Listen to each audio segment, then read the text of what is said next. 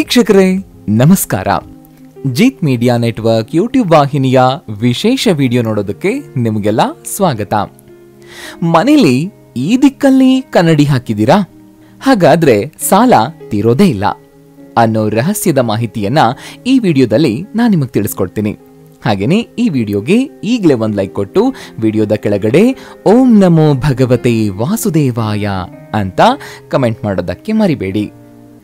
ಈಗ ನಿಮ್ಮ ಮನೆಯಲ್ಲಿ ಕನ್ನಡಿನ ಎಲ್ಲಿಟ್ಟಿದ್ದೀರಾ ಅಂತ ನೋಡ್ಕೊಳ್ಳಿ. ಬೆಡ್ರೂಮ್ ಅಲ್ಲಿ ಇದೆಯಾ? ಹಾಗಾದ್ರೆ ಮೊದಲು ಅಲ್ಲಿಂದ ಅದನ್ನ ತೆಗೆದು ಬಿಡಿ. ಬೆಡ್ರೂಮ್ ನಲ್ಲಿ ಮಿರರ್ ಡ್ರೆಸ್ಸಿಂಗ್ ಟೇಬಲ್ ಇಡೋದು, ನಿಲುಗನ್ನಡಿಯನ್ನ ಇಡ್ಲೇಬೇಡಿ ಅಂತ ವಾಸ್ತುಶಾಸ್ತ್ರದಲ್ಲಿ ಹೇಳಲಾಗಿದೆ. ಅದರಲ್ಲೂ ಹಾಸಿಗೆ ಮೇಲೆ ಮಲಗಿದವರ ಬಿಂಬ ಕನ್ನಡಿಯಲ್ಲಿ ಕಾಣಿಸ್ಲೇಬಾರದು. ಹಾಗೇನಾದ್ರೂ ಕನ್ನಡಿಯಲ್ಲಿ ಅವರ ಬಿಂಬ ಕಾಣಿಸಿದ್ದೇ ಆದಲ್ಲಿ ಯಾರು ಆ ಕನ್ನಡಿಯಲ್ಲಿ ಮಲಗಿರ್ತಾರೋ ಅವರಿಗೆ ಪದೇ ಪದೇ ಆರೋಗ್ಯ ಸಮಸ್ಯೆ ಕಾಣಿಸ್ಕೊಳ್ತಾ ಇರುತ್ತೆ. ಆದ್ರಿಂದ ಆ ಕನ್ನಡಿಯನ್ನ ಮಲಗೋ ಕೋಣೆಯಿಂದ ಸರಿಸಿ ಬೇರೆ ಇನ್ನೆಲ್ಲಾದ್ರೂ ಇಟ್ಬಿಡಿ. ನಿಮ್ಮ ಮನೆಯ ಕಿಟಕಿಯಿಂದ ಪ್ರಕೃತಿ ಕಾಣಿಸ್ತಾ ಇದ್ರೆ ನೀವು ಕನ್ನಡಿಯನ್ನ ಅದರ ವಿರುದ್ಧ ದಿಕ್ಕಲ್ಲಿ ಇಟ್ಬಿಡಿ. ಕಿಟಕಿ ಆಚೆ ಕಾಣಿಸೋ ಪ್ರಕೃತಿ ಸೌಂದರ್ಯ ಕನ್ನಡಿಯಲ್ಲಿ ಕಾಣಿಸ್ತಾ ಇರಲಿ, ಹಾಗೆ ಅದನ್ನ ಇಟ್ಬಿಡಿ. ಹೀಗೆ ಮಾಡೋದ್ರಿಂದ ನಿಮ್ಮ ಮನ ಹಾಗೂ ಮನೆ ಧನಾತ್ಮಕ ಶಕ್ತಿಯಿಂದ ಕೂಡಿರುತ್ತೆ. ಇಷ್ಟಾದ್ಮೇಲೆ ಇನ್ನೇನು, ಮನೇಲಿ ಸುಖ ಶಾಂತಿ ಇದ್ದೇ ಇರುತ್ತೆ. ಹಾಗೇನೆ ಕನ್ನಡಿಯನ್ನ ಇಡೋದಾದ್ರೆ ನಿಮ್ಮ ಮನೆಯಲ್ಲಿ ಎಲ್ಲಿ ಊಟಕ್ಕೆ ಕುಳಿತಿರ್ತಾರೋ ಅಲ್ಲಿ ಇಟ್ಬಿಡಿ. ಹೀಗೆ ಮಾಡೋದ್ರಿಂದ ನಿಮ್ಮ ಊಟ ದ್ವಿಗುಣ ಆಗುತ್ತೆ. ಅಲ್ಲದೆ ಹಾಗೆ ಊಟ ಮಾಡುವಾಗ ಮನಸ್ಸಿಗೆ ಉಲ್ಲಾಸವಾಗೋದಲ್ಲದೆ ನಿಮ್ಮ ಮನೆಯಲ್ಲಿ ಧಾನ್ಯ ಸಂಪತ್ತು ಹಂತ ಹಂತವಾಗಿ ಹೆಚ್ಚುತ್ತಾ ಹೋಗುತ್ತೆ. ಈ ಮಾತಿನಲ್ಲಿ ನಂಬಿಕೆ ಇಲ್ಲ ಅಂತಂದ್ರೆ ಸ್ವಲ್ಪ ದಿನ ಮಾಡಿ ನೋಡಿ, ಆಗ ನಿಮಗೂ ನಾವು ಹೇಳಿದ್ದು ನಿಜ ಅಂತ ಅನ್ಸುತ್ತೆ. ವಾಸ್ತುಶಾಸ್ತ್ರದಲ್ಲಿ ಉಲ್ಲೇಖ ಆಗಿರೋ ಹಾಗೆ ಕನ್ನಡಿಯನ್ನ ಯಾವತ್ತೂ ಕತ್ತಲೆಯಲ್ಲಿ ಇಡಬಾರದು. ನಿಮ್ಮ ಮನೆಯಲ್ಲೂ ಇರುವ ಕನ್ನಡಿ ಕತ್ತಲೆ ಕೋಣೆಯಲ್ಲಿ ಇದ್ರೆ ಅದರ ಜಾಗವನ್ನ ಮೊದಲು ಬದಲಾಯಿಸಿಡಿ. ಇಲ್ಲ ಆ ಕನ್ನಡಿ ಕತ್ತಲಲ್ಲಿ ಇರದಂತೆ ನೋಡ್ಕೊಳ್ಳಿ. ರಾತ್ರಿ ಸಮಯದಲ್ಲಿ ಆ ಕನ್ನಡಿ ಮೇಲೆ ಚಿಕ್ಕ ಲೈಟ್ ಆದ್ರೂ ಹಾಕಿಟ್ಬಿಡಿ. ಇನ್ನು ನಿಮ್ಮ ಮನೆಯ ಬಾತ್ರೂಮ್ನಲ್ಲಿ ಕನ್ನಡಿ ಇದ್ರೂ ಅದ್ರ ಮೇಲೂ ಪುಟ್ಟ ಲೈಟ್ ಅನ್ನ ಹಾಕಿಟ್ಬಿಡಿ. ಇಲ್ಲ ಬೆಳಕು ಇದ್ದ ಕಡೆಗೆ ಆ ಕನ್ನಡಿಯನ್ನ ಇಡಿ. ಹಾಗೇನೆ ವೀಕ್ಷಕರೇ, ಮನೆಯಲ್ಲಿ ಅಥವಾ ನಿಮ್ಮ ಕಚೇರಿಯಲ್ಲಿ ಕನ್ನಡಿ ಏನಾದ್ರೂ ಇದ್ದಲ್ಲಿ ಆ ಕನ್ನಡಿಗೆ ಸೂರ್ಯನ ಬೆಳಕು ನೇರವಾಗಿ ಬೀಳುವಂತೆ ನೋಡ್ಕೊಳ್ಳಿ. ಹೀಗೆ ಮಾಡೋದ್ರಿಂದ ಧನಾತ್ಮಕ ಶಕ್ತಿ ಮನೆಯಲ್ಲಿ ಆವರಿಸ್ಕೊಂಡಿರುತ್ತೆ. ಹಾಗಂತ ಪ್ರವೇಶ ದ್ವಾರದ ಮುಂದೆ ಇಡಬೇಡಿ. ನೀವು ಹಾಗೆ ಮಾಡಿದ್ರೋ ನೀವಾಗಿ ನೀವೇ ಸಮಸ್ಯೆಗಳಿಗೆ ಆಹ್ವಾನ ಕೊಟ್ಟಂತೆ. ನಿಮಗ್ ಗೊತ್ತಿರ್ಲಿ, ಮನೆಯಲ್ಲಿ ಋಣಾತ್ಮಕ ಶಕ್ತಿಗಳು ಬರೋದೇ ಪ್ರವೇಶ ದ್ವಾರದಿಂದ. ಅದರಲ್ಲೂ ಕನ್ನಡಿ ಇದ್ರೆ ಅದು ಕೂಡ ಆ ಶಕ್ತಿಯನ್ನ ಆಕರ್ಷಿಸುತ್ತೆ. ಹಾಗಾಗಿ ಪ್ರವೇಶ ದ್ವಾರದ ಮುಂದೆ ಇಡೋದನ್ನ ತಪ್ಪಿಸಿ. ಹಾಗೇನೆ ಯಾಕೆ ನೀವಾಗ ನೀವೇ ಸಮಸ್ಯೆಗಳನ್ನ ವೆಲ್ಕಮ್ ಮಾಡ್ತೀರಾ? ಮನೇಲಿ ಒಡೆದ ಕನ್ನಡಿ, ತುಂಬಾ ದಿನಗಳಿಂದ ಬಳಸದೇ ಇಟ್ಟಿರುವಂತಹ ಕನ್ನಡಿಯನ್ನ ಹಾಗೂ ಧೂಳು ಹಿಡಿದಂತಹ ಕನ್ನಡಿಯನ್ನ ಬಳಸಲೇಬೇಡಿ. ಅದು ನಿಮಗೆ ಒಳ್ಳೇದಲ್ಲ. ಇನ್ನು ಕೆಲವರು ಮನೇಲಿ ಮುಖವೇ ಸ್ಪಷ್ಟವಾಗಿ ಕಾಣದಿರೋ ಹಾಗೆ ಕನ್ನಡಿಗಳನ್ನ ಇಟ್ಟಿರ್ತಾರೆ. ಇಂತಹ ಕನ್ನಡಿಗಳನ್ನ ದೂರ ಇಟ್ರೆ ಒಳ್ಳೆಯದು.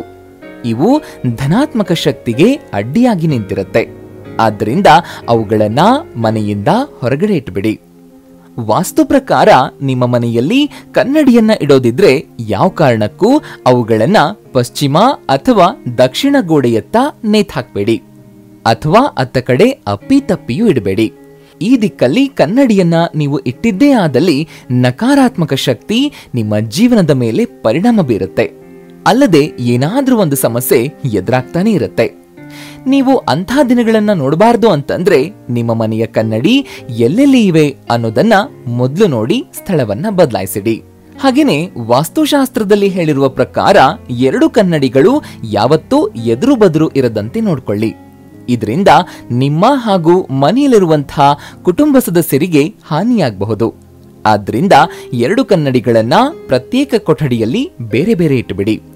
ಹಾಗೇನೆ ಕನ್ನಡಿಗಳನ್ನ ಇಡುವಾಗ ಗಮನದಲ್ಲಿಟ್ಕೊಳ್ಬೇಕಾಗಿರೋ ಮುಖ್ಯವಾದ ವಿಚಾರ ಏನಪ್ಪಾ ಅಂತಂದ್ರೆ, ಕನ್ನಡಿಯು ನೆಲದಿಂದ ಸುಮಾರು 4 ರಿಂದ 5 ಅಡಿಗಳಷ್ಟು ಎತ್ತರದಲ್ಲಿಡಿ.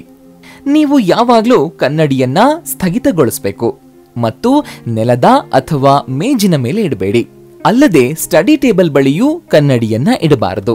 ಆದ್ರಿಂದ ನಿಮ್ಮ ಕನ್ನಡಿ ಎಲ್ಲಿದೆ ಅನ್ನೋದನ್ನ ಮೊದಲು ಗಮನಿಸಿ. ಇನ್ನು ಕೆಲವರು ಕನ್ನಡಿ ಚೂರುಗಳಿಂದ ಮಾಡಿರುವಂತಹ ಶೋ ಪೀಸ್ಗಳನ್ನ ತಂದಿಟ್ಕೊಂಡಿರ್ತಾರೆ. ನಿಮಗೂ ಅಂತ ಅಭ್ಯಾಸ ಇದ್ರೆ ಅದನ್ನ ಬಿಟ್ಬಿಡಿ. ಒಡೆದ ಕನ್ನಡಿ ನಕಾರಾತ್ಮಕತೆಯನ್ನ ಪ್ರತಿಬಿಂಬಿಸತ್ತೆ. ಇದು ಶೋಕದ ಸೂಚನೆ. ಆದ್ರಿಂದ ಆ ರೀತಿಯ ಯಾವುದೇ ವಸ್ತುಗಳನ್ನ ಮನೆಯ ಒಳಗೆ ಅಪ್ಪಿತಪ್ಪಿಯೂ ತರಬೇಡಿ.